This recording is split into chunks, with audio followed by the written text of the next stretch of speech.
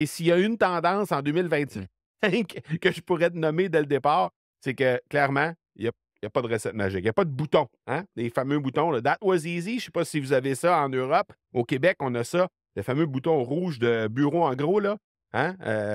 Ça n'existe pas. Ça n'existe pas. Bon. 1re chose que j'ai envie de te parler, c'est la la plus grande tendance et le plus grand conseil que je pourrais te donner, hein, hem, en lien avec l'ensemble des possibilités qu'il va y avoir et qui vont se présenter à toi pendant toute la prochaine année. La 1re chose que je pourrais te parler, c'est d'arrêter de courir après le nouveau gadget, d'arrêter de courir après la nouvelle façon de faire, d'arrêter de courir après, le nouveau bouton magique. Parce que tout ça, là, hein, et tu le sais, là, ton fil d'actualité, il est inondé présentement, et ta boîte courriel probablement aussi est inondée de nouvelles choses, de trucs qui est plus vite, plus facile, plus rapide, qui te permet d'aller plus loin.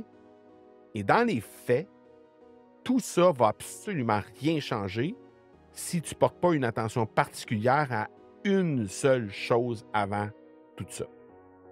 Parce que peut-être qu'au moment où on se parle, si tu regardes, disons que tu fais une petite pause, puis que tu te retournes en arrière, puis tu regardes les dernières années, 2020, 2021, 2022, 2023, 2024.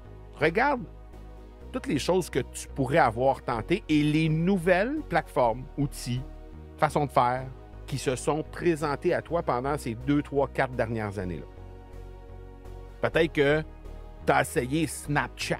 Peut-être que tu as essayé Musical.ly, qui est devenu par la suite TikTok. Peut-être que tu as essayé la publicité Facebook. Peut-être que tu as essayé de maximiser les résultats via tes courriels. Peut-être que tu as tenté le coup avec LinkedIn. Peut-être que tu as fait des vidéos sur YouTube. Peut-être que tu as essayé tout ça. Peut-être que c'est Instagram, toi, ton truc. Peut-être que tu as essayé tout ça. Ou peut-être que tu as même essayé le podcast. Et que là, tu te rends compte, tu te dis, ah non, j'ai pas les résultats que je souhaite. J'aimerais avoir un plus grand impact. J'aimerais rejoindre un plus grand nombre de personnes. Je veux avoir plus de résultats. Et comment je peux faire ça?